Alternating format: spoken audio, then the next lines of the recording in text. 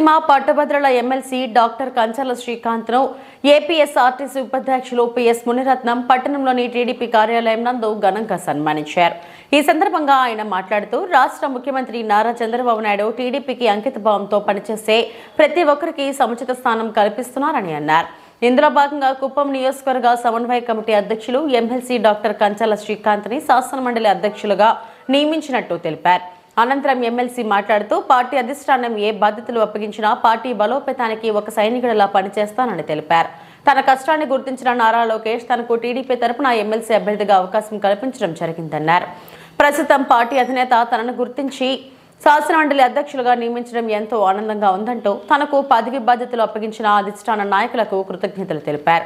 శాసనమండలి అధ్యక్షులుగా నియమితులైన అనంతరం కుప్పం చేరుకున్న ఎమ్మెల్సీ ముందుగా పట్టణంలోని నందమూరి తారక రామారావు, డాక్టర్ బిఆర్ అంబేద్కర్ విగ్రహాలకు పూలమాలలు వేసి నివాళులు అర్పించారు. ఈ కార్యక్రమంలో టీడీపీ రాష్ట్ర కార్యనిర్వాహక కార్యదర్శి, కుప్పం నియోజకవర్గ టీడీపీ విస్తరణ విభాగ కమిటీ అధ్యక్షులు డాక్టర్ సురేష్ బాబు, సభ్యులు కన్నన్, పట్టణ టీడీపీ అధ్యక్షులు రాజ్ కుమార్ తదితరులు పాల్గొన్నారు.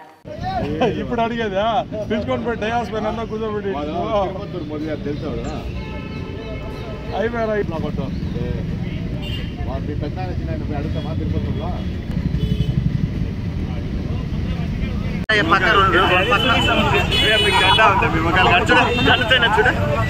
చూడు బీజేపీ చూడు ఎప్పుడది